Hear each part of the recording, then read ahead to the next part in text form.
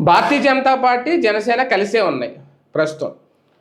2024కి ముందు కలిసే ఉన్నాయి, 2019 కలిసే ఉన్నాయి. ఎందుకంటే ఆ కూటమి అయితే వాళ్ళ బంధం అయితే విడదీరాయింది, కాస్త స్ట్రాంగ్గా ఉంది. ఇంకా వాళ్ళిద్దరూ కలిసి టీడీపీని కూడా కలుపుకెళ్ళిపోయారు, అధికారంలోకి వచ్చారు. అయితే తెలంగాణలో ఇప్పుడు ఈ రెండు పార్టీలు కలిసే ముందుకు వెళ్తాయా లేదా అనేది ఇక్కడ కీలకం. పవన్ కళ్యాణ్ గారు అయితే ఆల్రెడీ ప్రకటించేశారు తెలంగాణలో కూడా ఎన్నికల బరిలోకి దిగుతాము అనేది.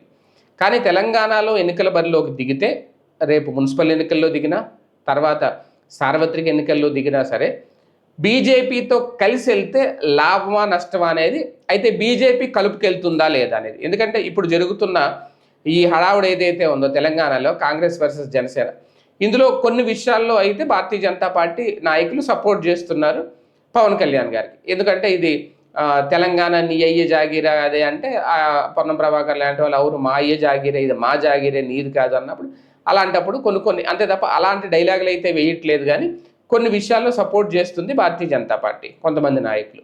ఎక్కడా కూడా అలాగని, ఎందుకంటే అక్కడ కాంగ్రెస్ పార్టీని వ్యతిరేకించాలి కాబట్టి, కాంగ్రెస్ పార్టీ బద్ధశత్రువు కాబట్టి ఖచ్చితంగా జనసేనను సపోర్ట్ చేస్తారు. పైగా ఇక్కడ ఆంధ్రప్రదేశ్లో వాళ్ళ మిత్రుడే కాబట్టి, మిత్రపక్షమే కాబట్టి ఖచ్చితంగా సపోర్ట్ అయితే ఉంటుంది. కానీ అది రాజకీయంగా సపోర్ట్ చేయాలా లేదా అనేది అధిష్టానం తీసుకునే నిర్ణయాన్ని బట్టి ఆధారపడి ఉంటుంది.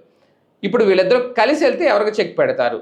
ఖచ్చితంగా కాంగ్రెస్ పార్టీయే టార్గెట్ ఉంటుంది, కాంగ్రెస్ పార్టీకే చెక్ పడే అవకాశం ఉంటుంది, కాంగ్రెస్ పార్టీ ఓట్లే చీల్చే అవకాశం కూడా ఖచ్చితంగా ఉంటుంది. మరి దానికి భారతీయ జనతా పార్టీ సై అంటదా? ఆల్రెడీ ఇంతకుముందు కలిసే చేశారు కాబట్టి గతంలో కూడా, ఇప్పుడు కూడా ఓకే చెప్పే అవకాశం ఉంది అనేది మరి అది ఎంతవరకు అది సక్సెస్ అవుతుంది. ఒకవేళ అదే కనుక జరిగితే కాంగ్రెస్ పార్టీకి ఏ మేరకు నష్టం వేచి చూద్దాం.